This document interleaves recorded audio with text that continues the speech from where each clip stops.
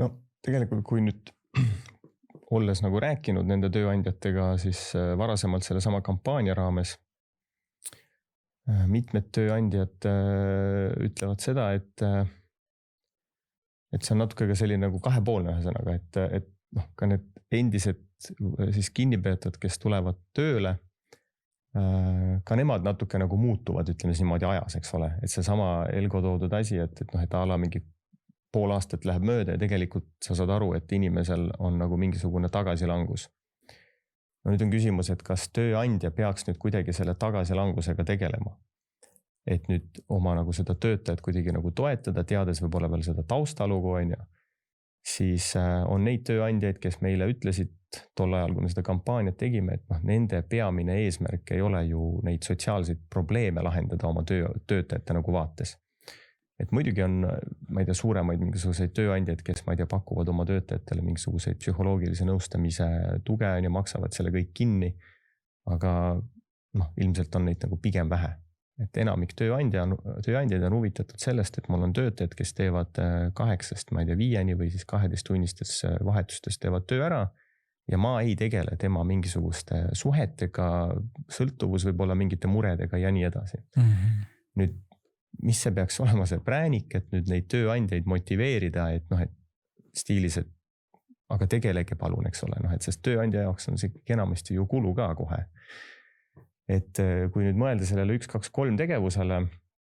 siis ega siin ma arvan, et nagu mingit head sellist lahendust ei ole, et on, ma arvan, terve hulk ikkagi tööandjaid, kes on oma kulude vaates väga nagu sellised optimeerivad ja nagu sellist lisa mingisugust tegevust nüüd kellegi nagu mingisuguse sotsiaalse mure nagu lahendamiseks ilmselt nagu lihtsalt ei ole kuskilt seda võtta, seda ressurssi.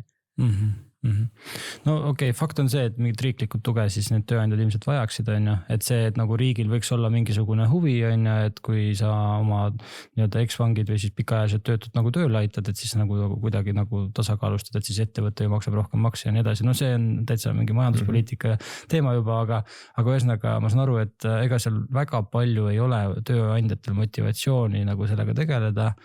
kui just ei ole nagu nii hea spetsialist, on ju, et ta nagu ei taha temast lahti lasta, et ma ei tea, nii hea keevitaja lihtsalt, et Eestis sellist nagu paremat keevitajat ei ole, aga ta lihtsalt on selline minevik ja teda on vaja natuke aidata, on ju. Ma võib-olla ütlen siia soodustuste poole pealt, et kui avavanglast kinnipeetav tööle võtta, siis on küll soodustus, et tema pealt ei pea maksma sotsiaalmaksu. Et nii palju on siis tööandjatele soodustust. Mis on tegelikult ju täitsa arvestatav soodustus, on ju. Et kui töötingimused võimaldavad ja suure tõenäosusega need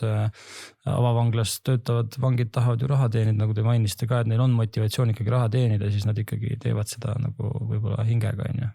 Et noh, eks ka neid inimesi, kes vabaduses on, kes ei viitsi tööd teha ja tulevad tööle ja ainult looderdavad, on ju, et see ei saa võib-olla nii mustvalgelt öelda, et nüüd sa oled vang ja nüüd sa mingi looderdad, on ju, et nii ei saa kindlasti öelda.